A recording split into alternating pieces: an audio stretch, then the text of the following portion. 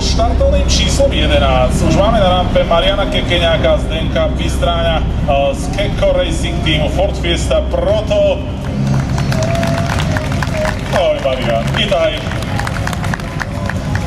Môj kolega aj s pretekou do vrchu, na teba otázka hneď taká jasná, že kde sa ty cítiš vlastne komfortnejšie, či na tých kopcoch, či rally, a ako to všetko dokážeš stíhať vlastne aj? Tak rally je pre mňa priorita, na tých kopcoch využívam to, že netrenujem s autom, využijem tie preteky na to, aby som sedel v tom aute, aby mi to niečo dalo. Čo teraz mi to trošku aj prinieslo nejakú výhodu, lebo tento kopec som išiel nedávno, za vody, viem aký je, takže zhruba niečo z toho prináša, ale to rally je priorita. Môžem to financovať, finančne zvládnuť, takže vyberáme niečo, idem radšej na kopec, keď je to Slovensko, lebo ja si myslím, že my sme Slováci, my máme jazdiť na Slovensku. A s týmto krásnym názorom, s touto krásnou myšlienkou sa lúči, aj s touto posádkou držíme palce páni. Ďakujeme.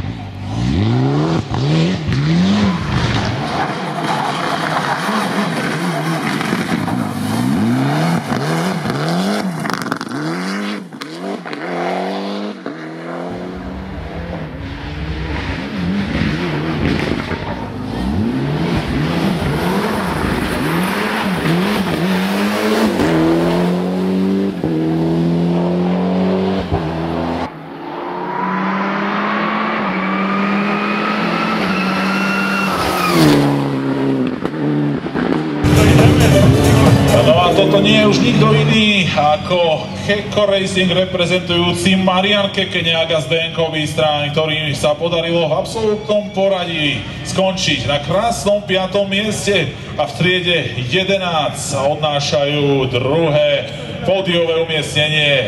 Druhé miesto, trieda 11, páni, blahoželáme.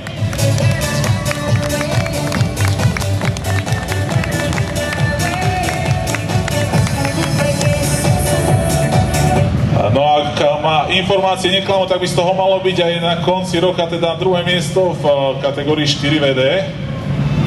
Nie je to celkom tak.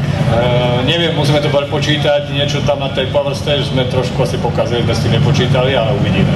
Ale asi myslíte si teda dobre, hej, my sme sa bavili aj počas dňa, že tak na pohodičku si idete, vydržalo to až do cieľa, do poslednej RZ-y? Áno, presne tak, išli sme to, čo sme potrebovali, sme zatiahli, tam, kde sa dalo uvoľniť, sme uvoľňovali, aby sme nič neurobili, hej, takže tak, ako sa má jazdiť rally, aj s rozumom, nie len totálne na doraz, ale aj sme tam kalkulovali buď tak, alebo tak. Ale musím pochváliť organizátora, strašne pekný pretek, bez komplikácií, všetko fungovalo na čas.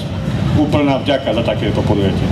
Aj my ďakujeme, sme veľmi radi, že aj túto posádku sme mohli privítať, že sa vidíme aj na cieľovej rampe s úsmevom na perách, s autom v kope a tešíme sa aj na budúce sezóny, páni.